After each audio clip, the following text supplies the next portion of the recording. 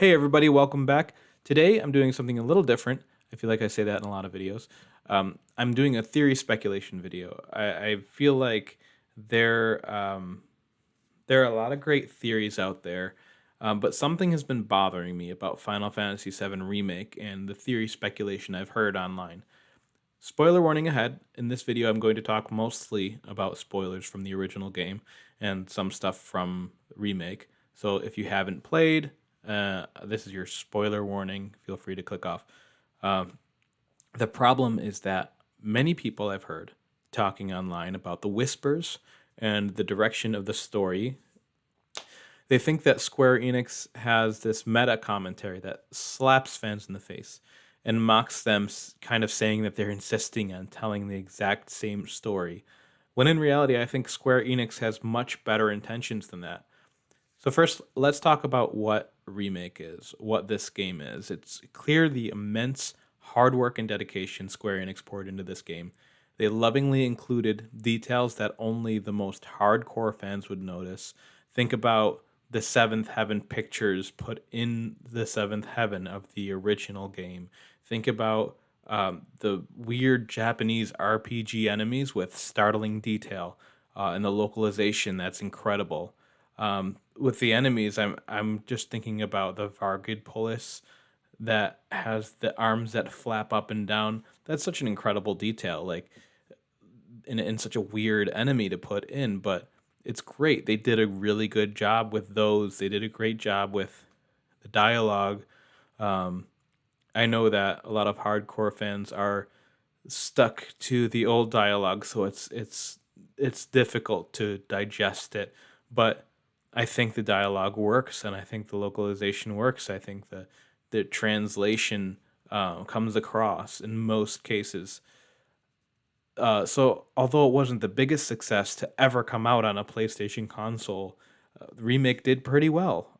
They included Square Enix included a turn-based style of playing, though it wasn't the default option. That was purely to please the fans of a turn-based style. It wasn't the best execution, and they're improving it for the next for Rebirth and the next installment. But they didn't need to do any of that. It was all a love letter to the fans. The problem that I have with people who say the whispers are a meta commentary on the fans obsessively insisting Square Enix doesn't change the story is that it isn't consistent with the intent behind making this incredible game. Why would they make a whole game recreating so much of it just to say, screw you, we want to create our own story, and anyone who thinks otherwise is wrong? There's a certain malice that is palpable when hearing comments of that nature. These are two contradictory pieces of information. On one hand, Square Enix is doing everything they can to deliver a thank you gift to the fans, a love letter. On the other, some fans think Square Enix is messing with them like a backhanded compliment. So which is it? Would Square go through all this trouble as RPG developers' greatest troll to gamers and a big middle finger to their fans who've supported them over the years? Or is it something dangerous, yet falling in the same vein that Final Fantasy games have always fallen into? And I think it's the second option. So before I explain, I want to answer the question, why? Why the plot ghosts? I think the answer lies in Square's desire to deliver a similar experience to the original game. And the one thing they could not do is redeliver the effect of the drama that happens in the original. So at the end of Remake, Square has us believing that anything can happen and that Aerith might not die. The assumption that everyone is going to pull through in the end, maybe no one will die. They are essentially erasing the expectation of Aerith's death in particular, and look at how well that's working. So many people theorize that Aerith won't die and it'll be someone else, or it'll happen in a different way. They have reset us back to the beginning. Everyone is alive, and it's assumed they will make all characters playable up to the end of the game, essentially, possibly.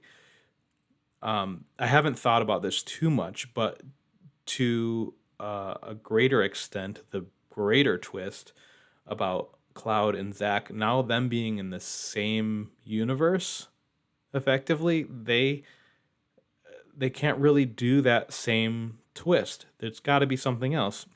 It's got to be some crazy story element that we haven't heard before. And that's a huge risk. What's risky about this is telling a compelling story that is believable. I think the developers know that messing with an all-time favorite game is risky at the very least. But look at the history of Final Fantasy games. The very first Final Fantasy was a swan song. Each installment after that went in radically different directions in different ways. When Square Enix played it safe, that's when the games weren't popular for the most part.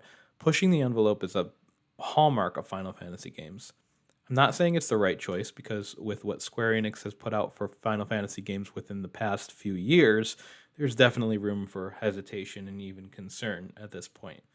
But if you look at how lovingly they treated a lot of the material for Final Fantasy VII Remake, you can be cautiously optimistic, which is where I was before I got into all of the media coverage, or maybe not media coverage, all of the trailers and everything they pumped out for Remake before it came out. I'm at that point again where I'm cautiously optimistic. I don't want to get my hopes up because it could be a total flop, but I have a little more faith because of Remake than I did before Remake came out. So another point that I'd like to make, to say, okay, what is going to happen then? What do you think? What's the end game for this? Square has their finger on the pulse of rumors and speculation from the original game. There was a rumor that there was some way to get Aerith back in your party in Disc 2 after her death. And many fans of the original wanted to find out if there was a way to resurrect her.